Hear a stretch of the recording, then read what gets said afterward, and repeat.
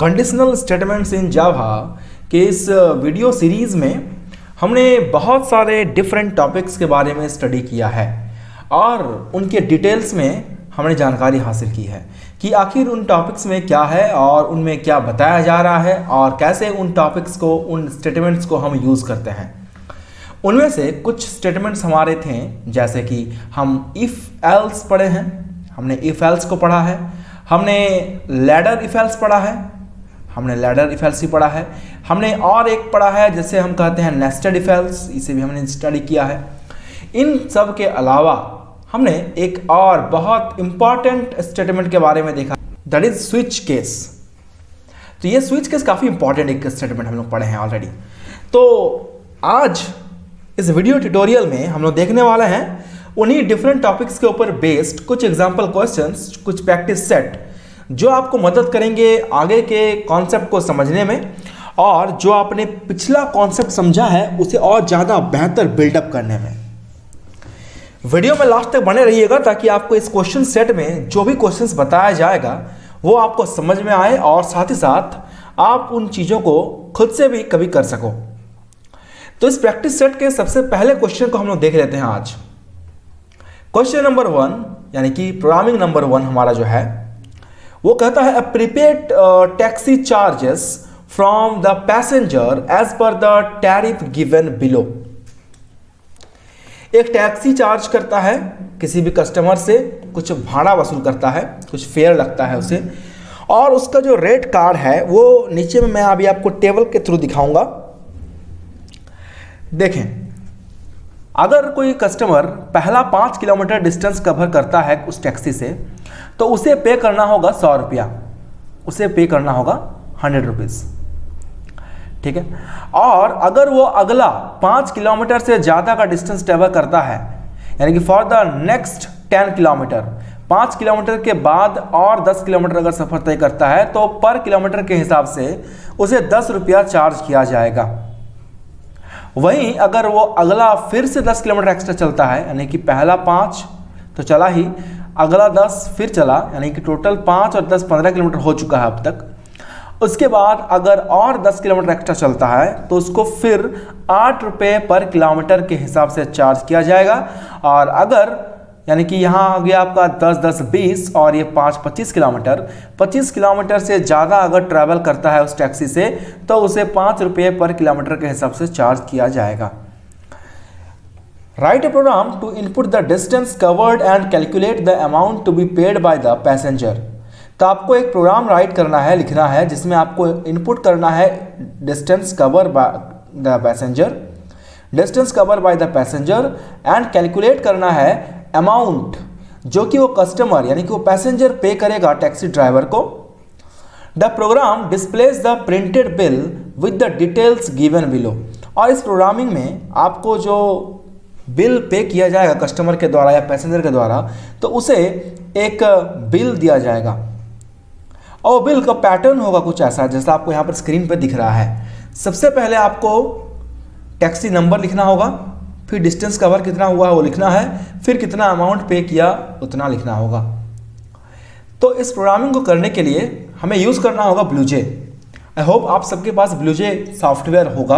अगर आपके पास BlueJ software downloaded नहीं है तो मेरे इस चैनल में ऑलरेडी जो प्रीवियस वेरी फर्स्ट वीडियोस, जब इंट्रोडक्शन वीडियो चल रहा था जावा का, उस वक्त मैंने जावा में को यूज़ करने के लिए ब्लूजे को डाउनलोड कैसे करते हैं उसका प्रोसेस एक वीडियो के थ्रू बताया है। वीडियो में लिंक डिस्क्रिप्शन में डाल दूंगा। अगर आपने नहीं डाउनलोड किया है तो आप उस वीडियो के थ्रू जानकारी ले लें, फिर आप इजीली डाउनलोड कर सकते हैं। और डाउनलोड करने के लिए जो लिंक होगा, डाउनलोडिंग लिंक, उसे मैं डाल दूंगा डिस्क्रिप्शन बॉक्स में। तो चलिए चलते हैं ब्लूजे को ओपन करने के बाद एक नया क्लास क्रिएट करने के लिए। तो जैसे कि आप देख रहे हैं हम लोग आ चुके हैं ब्लूजे को ओपन करने के बाद। ब्लूजे का सबसे पहला इंटरफेस है कुछ ऐसा होता है। इसमें हम लोग सबसे पहले एक न्यू क्लास क्रिएट करेंगे और न्यू क्लास हम लिख देंगे इसका नाम, सपोज कर इसका नाम लिख देते हैं टैक्सी, क्योंकि ये एक टैक्सी का बिल के लिए प्रोग्रामिंग है तो ऑब्वियस सी बात है हम उसी के नाम से इसका क्लास नेम रखेंगे। थोड़ा सा ऐसे साइड कर लेते हैं। चले, इसके बाद इसे हम डबल क्लिक करके कर लेंगे ओपन और control A and back space. इससे क्या होगा, जो भी अननेसेसरी कंटेंट्स हैं वो हो जाएगा डिलीट। इसके बाद हम लोग करते क्या है इसमें देखें, सबसे पहले हमें करना होगा इंपोर्ट करना होगा हमें जावा के यूटिल package co dot scanner, and इसे लिखने के बाद क्लास टैक्सी जो हमने पहले क्रिएट किया है। उसके बाद public static wide main, and इसके अंदर में लिखना होता है स्ट्रिंग args। ऑलराइट, args जो होगा वो एक एरे टाइप का वेरिएबल है। एरे क्या होता है इसके बारे में हम लोग आगे जानकारी लेंगे। Scanner sc is equal to new scanner, and अंदर लिखना पड़ता है सिस्टम डॉट इन। ये बेसिक है, सारे जितने भी आप लोग प्रोग्रामिंग लिखोगे उन सब प्रोग्रामिंग के लिए ये स्टेप कॉमन होगा। सिर्फ एक चीज़ चेंज होगा और वो है उस क्लास का नाम। चलें, इसके बाद हम सबसे पहले हम एक मैसेज डिस्प्ले कर लेते हैं और बारी बारी से अकॉर्डिंग टू आवर नीड हम लोग वेरिएबल्स को लेते जाएंगे। तो हमारा सबसे पहले एक मैसेज डिस्प्ले होगा स्क्रीन पर system dot out dot print L N, और इसके अंदर लिखना होगा आपको इंटर टैक्सी नंबर। ऑलराइट, तो ये सबसे पहला काम आपका होगा। और इसके लिए आपको चाहिए एक वेरिएबल, तो मैं स्ट्रिंग टाइप का एक वेरिएबल लूँगा क्योंकि टैक्सी नंबर जो होगा उसमें लेटर्स भी होंगे और नंबर भी होगा। तो मैं इसे ले लेता हूँ taxi NO is equal to ले लेते हैं हम sc डॉट नेक्स्ट लाइन। ये होता है कोड स्ट्रिंग टाइप के डेटा को एंटर करवाने के लिए। इसके बाद हम एक दोबारा मैसेज डिस्प्ले करेंगे, तो उसके लिए मैं यहाँ से इस मैसेज को कर लेता हूँ कॉपी और करता हूँ यहाँ पर मुझे पेस्ट, और लिखता हूँ मैं यहाँ पर एंटर डिस्टेंस ट्रैवल्ड। इसके लिए भी हमें एक वेरिएबल लेना होगा और हम वेरिएबल ले लेते हैं इंटीजर टाइप का dist। डिस्टेंस के लिए डिस्ट नाम का हम वेरिएबल लेते हैं sc डॉट नेक्स्ट इंट करके हम डेटा को कर लेंगे एक्सेप्ट। इसके बाद हमें एक और वेरिएबल लेना है इंटीजर टाइप का ही फेयर, और इसमें हम इनिशियलाइज कर देंगे 0 के साथ। ये फेयर क्या करेगा, टैक्सी का जो भाड़ा है उसे कैलकुलेट करेगा। अब इसके बाद अकॉर्डिंग टू आवर टेबल हम इफ कंडीशन को एग्जीक्यूट करेंगे। लिखेंगे इफ डिस्ट यानी कि distance is less than is equal to 5, यानी कि हमारा अगर डिस्टेंस 5 से कम या 5 तक है तो हमारे लिए जो फेयर होगा वो कितना हो जाएगा, वो 100 रुपीज़ है। तो मैं लिख दूंगा 100, और इसके बाद सेमीकोलन क्लोज होगा, फिर एल्स इफ स्टार्ट होगा। तो इसके बाद हम लिखेंगे एल्स इफ डिस्ट यानी कि distance is less than equal to 15, यानी कि 15 से कम या 15 के बराबर होगा तो फेयर कितना चार्ज किया जाएगा। तो देखें, पहला 5 किलोमीटर के लिए तो उसको 100 रुपया लगेगा ही, और 5 किलोमीटर के बाद यानी कि अगला 10 किलोमीटर के लिए उसे पर किलोमीटर के हिसाब से 10 रुपया चार्ज किया जा रहा है। तो उसके लिए हमें देखो 15 जो है बहुत इंपॉर्टेंट हम बात बोलने जा रहे हैं। देखो यहाँ पर सबसे पहले हम समझ लेते हैं कि इसमें करना क्या है। तो हमें जो डिस्टेंस और उसके अकॉर्डिंग भाड़ा दिया हुआ है चार्जेस, तो पहला 5 किलोमीटर के लिए फर्स्ट 5 किलोमीटर के लिए चार्ज किया जा रहा है 100 रुपीज़, और जैसे ही वो 5 किलोमीटर से ज़्यादा ट्रैवल करता है यानी कि 5 से ज़्यादा 10 किलोमीटर एक्स्ट्रा ट्रैवल करता है तो कितना उसका टोटल डिस्टेंस हो गया, टोटल डिस्टेंस हो गया 15 किलोमीटर का डिस्टेंस हो गया। तो अगर वो 5 किलोमीटर से ज़्यादा यानी कि अप टू 10 किलोमीटर तक का डिस्टेंस और एक्स्ट्रा ट्रैवल करता है ना, तो उसको चार्ज किया जा रहा है ₹10 पर किलोमीटर।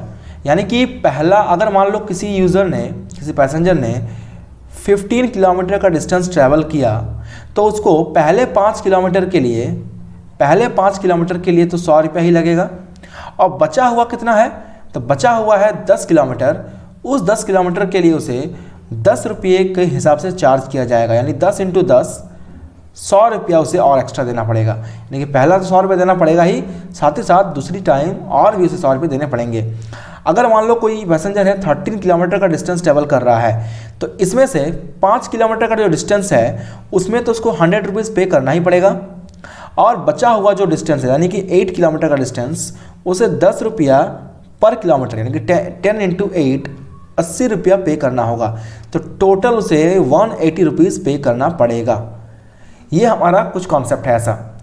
वैसे ही अगला अगर 10 किलोमीटर चलता है तो उसे समथिंग 8 रुपये करके चार्ज किया जा रहा है शायद, या जो भी है एक अमाउंट चार्ज किया जा रहा है, सपोज कर लो 8 रुपये चार्ज किया जा रहा है तो पर किलोमीटर के हिसाब से। इसका मतलब क्या हो गया, टोटल जर्नी हो गया 25 किलोमीटर, टोटल जर्नी हो गया 25 किलोमीटर। तो अगर कोई आदमी है जिसने 20 किलोमीटर ही सफ़र तय किया है तो उसमें से पहला 5 किलोमीटर जो होगा, पहला 5 किलोमीटर जो होगा उस पर उसको 100 रुपया ही भाड़ा चार्ज किया जाएगा। और इसमें से बच गया कितना, 15 किलोमीटर। 15 में से 10 किलोमीटर के लिए कितना चार्ज किया जाएगा, 10 किलोमीटर के लिए चार्ज किया जाएगा 10 रुपये करके। तो 10 × 10 और कितना बच गया, अगला 5 किलोमीटर के लिए उसको चार्ज किया जाएगा, 5 किलोमीटर के लिए चार्ज किया जाएगा 5 × 8 यानी कि 40 रुपीज़ चार्ज किया जाएगा। तो टोटल चार्ज कितना हो गया उसका, 100 रुपये यहाँ पर और 100 रुपीज़ यहाँ पर और 40 रुपीज़ यहाँ पर। टोटल उसे 240 रुपीज़ का पे करना होगा। आ गया बात समझ में। तो यही काम हम लोग करेंगे कोडिंग के थ्रू। तो देखें, पहले 5 किलोमीटर के लिए उसने क्या किया, 5 रुपये के हिसाब 100 रुपया तो उसने पे कर दिया। पहले 5 किलोमीटर के लिए उसने क्या किया, 100 रुपया पे कर दिया। लेकिन जैसे ही वो 5 किलोमीटर से ज़्यादा का सफ़र तय करता है तो उसको कितना लग रहा है चार्ज, 15 किलोमीटर तक के लिए उसको लग रहा है 10 रुपया पर किलोमीटर के हिसाब से, 10 रुपया पर किलोमीटर के हिसाब से लग रहा है उसे, ठीक है। तो इसका मतलब क्या होगा, अगर वो 5 किलोमीटर का डिस्टेंस पहले ट्रैवल कर चुका है तो 100 रुपया तो उसे लगेगा ही लगेगा। साथ ही साथ 5 किलोमीटर हम लोग माइनस कर देंगे, मेरा जो टोटल डिस्टेंस है उसमें से माइनस कर देंगे 5 किलोमीटर, क्योंकि 5 किलोमीटर का भाड़ा हमने ऑलरेडी यहाँ पर चार्ज कर लिया है। अब 5 किलोमीटर का छोड़ के जितना भी होगा, सपोज कर लो कि वो डिस्टेंस है 13 किलोमीटर, तो 13 में से 5 को माइनस कर दो तो 8 किलोमीटर बचा। तो 8 किलोमीटर के लिए उसको कितना पे करना होगा, तो मल्टीप्लाइड बाय उसे पे करना होगा 10 रुपये के हिसाब से। आगे आवाज़ समझ में। वैसे ही अगला केस हमारा होगा एल्स इफ हम लिखेंगे distance DIST dist is less than equal to 25।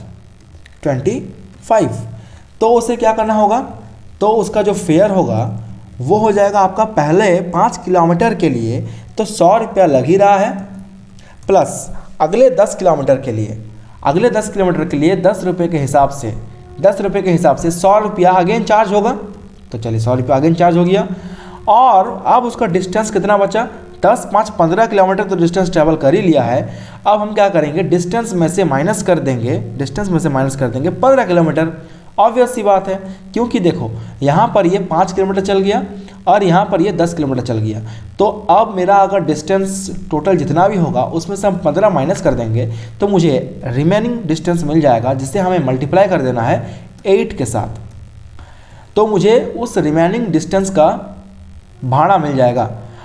ठीक उसी तरीके से लास्ट केस हम लोग कर देंगे एल्स में। इसमें हम लोग केस नहीं डालेंगे, एल्स इफ नहीं करेंगे, सीधा इसमें लिखेंगे फेयर इज इक्वल टू पहले 5 किलोमीटर के लिए 100 रुपीज़ प्लस अगले 10 किलोमीटर के लिए 100 रुपीज़ प्लस अगले 10 किलोमीटर के लिए 80 रुपया, और उसके बाद जो बच रहा है हमारा डिस्टेंस, उसके लिए डिस्टेंस माइनस कितना हो जा रहा है, यहाँ पर 5 किलोमीटर, यहाँ पर 10 किलोमीटर, यहाँ पर 10 किलोमीटर, तो 25 किलोमीटर माइनस कर देंगे इसमें से हम लोग। तो हम लोग का क्या बच जाएगा, रिमेनिंग जर्नी, जिसके लिए हमें चार्ज किया जा रहा है 5 रुपये करके। तो इस तरह से जो भी केस हमारा ट्रू होगा उसके अकॉर्डिंग हमारा जो यहाँ पर फेयर है वो जनरेट हो जाएगा। अब जब सारा काम हमारा हो चुका है तो अकॉर्डिंग टू द चार्ट, जैसे कि हमने क्वेश्चन में देखा था, उसके हिसाब से हमें कर लेना है डेटा को प्रिंट। तो उसको प्रिंट करने के लिए हम लोग यहाँ लिखेंगे टैक्सी नंबर, यहाँ हम लोग लिखने वाले हैं taxi number is equal two plus taxi number. तो इसके बाद तो डिस्टेंस कवर हम लोग का हो जाएगा कवर्ड इज इक्वल टू हम लोग कर देंगे प्लस DIST डिस्ट। इसके बाद हमें डिस्प्ले करना अमाउंट, कितना अमाउंट उसे पे करना पड़ा, वो भी हमें डिस्प्ले कर देना है यहाँ पर। तो amount is equal two plus amount के लिए हमने फेयर नाम का वेरिएबल लिया है जिसके अंदर में उसका अमाउंट स्टोर है, और फिर इस प्रोग्राम को कर देना है क्लोज। तो इसे कंपाइल करके देखते हैं तो हम लोगों को पता चलेगा कि नो सिंटैक्स एरर है। इसके बाद हम इसे करेंगे रन करने के लिए इसे करना होगा राइट क्लिक और जाना होगा वॉइड मेन पर और करेंगे एंटर। इससे क्या होगा, आपको टैक्सी नंबर एंटर करने के लिए बोल रहा है। तो सपोज कर ले मैं टैक्सी नंबर एंटर कर रहा हूँ DL03HC 4209 ये एक कोई टैक्सी नंबर है। तो DL मतलब दिल्ली का नंबर होगा ये, और मैं डिस्टेंस एंटर करता हूँ 23 किलोमीटर। तो देखें taxi number is equal to ये distance covered equal to this and amount उसे पे करना पड़ रहा है 264 रुपीज़। आई होप आपको ये क्वेश्चन समझ में आ गया होगा। अब हम लोग चलते हैं अपने नेक्स्ट क्वेश्चन की ओर। क्वेश्चन नंबर 2 यानी कि प्रोग्रामिंग नंबर 2। हमारा क्वेश्चन ऐसा है कि write a program to accept 2 angles. हमें 2 एंगल एक्सेप्ट करने हैं और 2 एंगल एक्सेप्ट करने के बाद हमें उस एंगल का सम निकालना है। साथ ही साथ हमें कैलकुलेट करना है और डिस्प्ले करना है कि जो हमने एंगल एक्सेप्ट किया था 2 उनका सम क्या कॉम्प्लीमेंट्री एंगल है या उनका सम सप्लीमेंट्री एंगल है।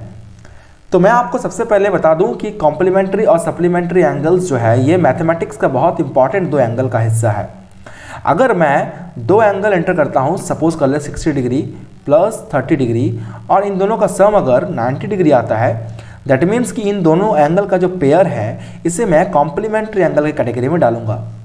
वहीं अगर मैं 130 डिग्री एक एंगल डालता हूं और एक एंगल लेता हूं 50 डिग्री और इन दोनों का सम अगर 180 डिग्री आता है तो मैं इसे सप्लीमेंट्री एंगल की कैटेगरी में डालूंगा।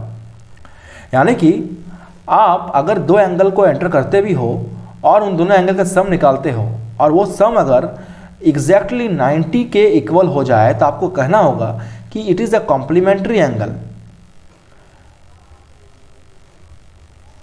और अगर उनका सम 180 के बराबर हो जाता है then you have to display it is a supplementary angle.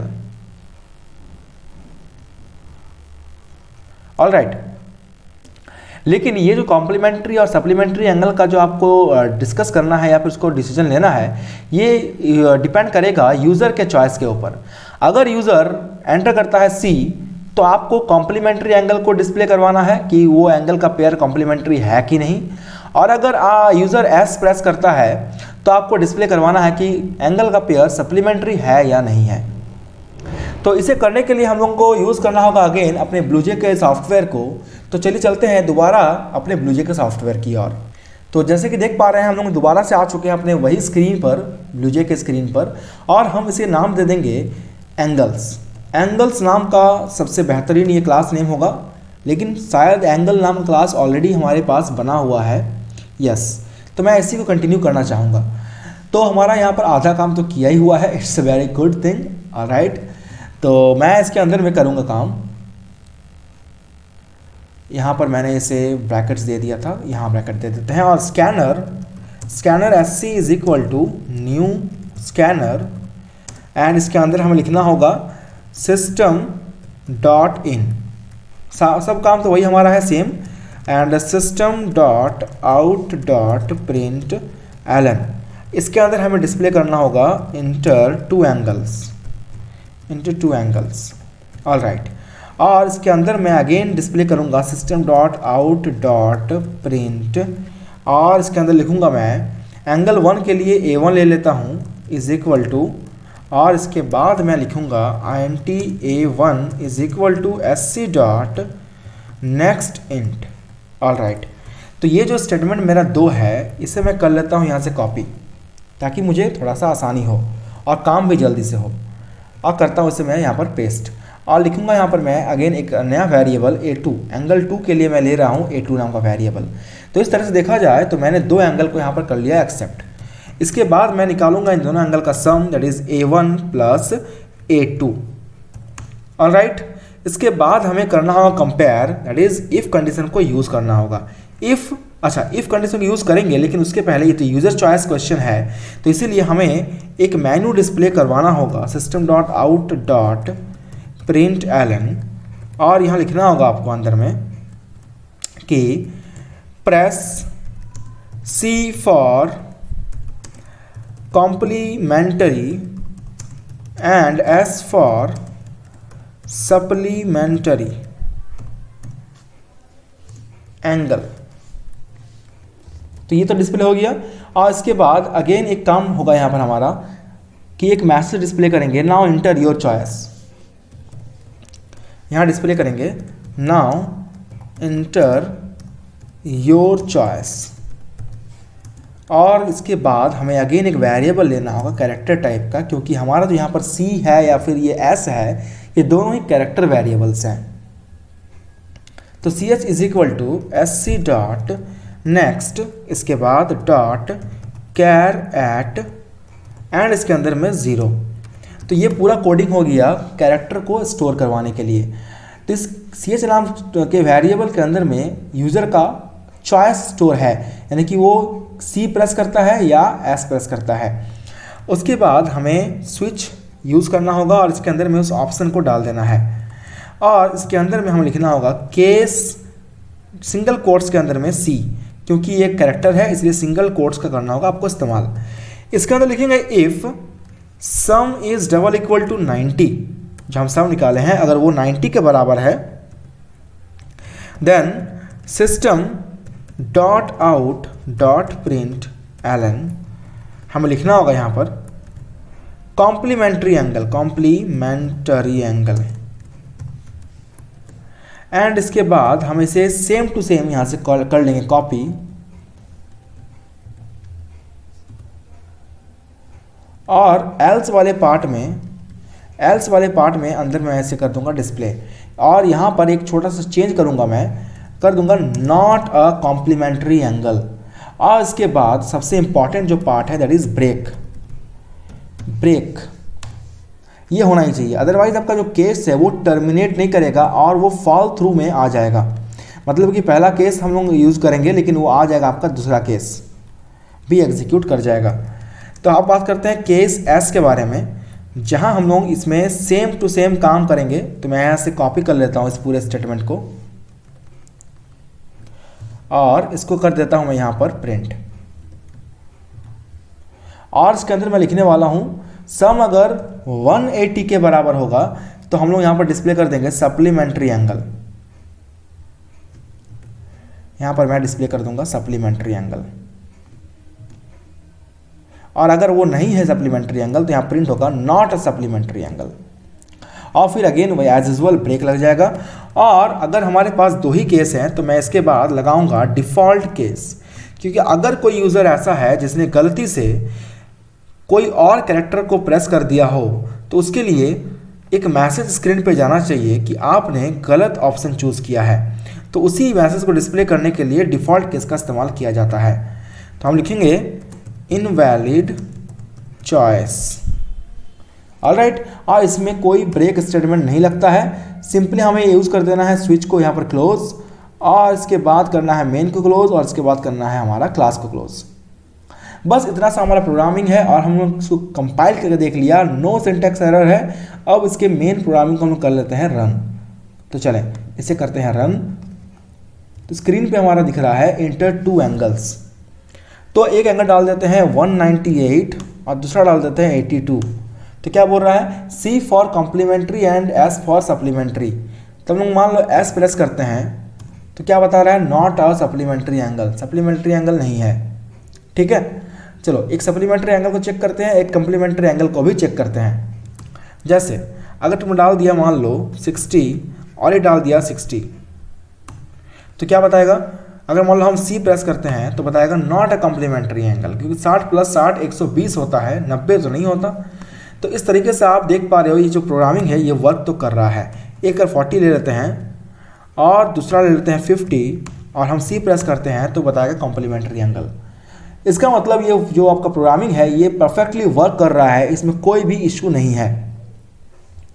तो हमारे आज के इस वीडियो के लिए बस 2 ही क्वेश्चन हमारे प्रैक्टिस के लिए थे और बहुत सारे और भी क्वेश्चन हम लोग सॉल्व करेंगे आगे। लेकिन अगर आपको कंडीशनल स्टेटमेंट इन जावा में और भी वीडियो का डिमांड हो तो कमेंट बॉक्स में मुझे बताइएगा कि सर और भी कुछ क्वेश्चंस पे आप वीडियो बनाइए। अगर सफिशिएंट कमेंट आता है तो मैं डेफिनेटली कुछ और वीडियो बनाऊंगा प्रैक्टिस सेट के ऊपर बेस्ड। अदरवाइज हम लोग स्टार्ट करेंगे इसके बाद next chapter that is iterative constructs in Java और उस नए वीडियो का लिंक आपको इस जगह मिल जाएगा। आई होप अगले वीडियो में आपसे दोबारा मुलाकात होगी। तब तक के लिए टेक केयर, खुश रहें एंड गुड बाय।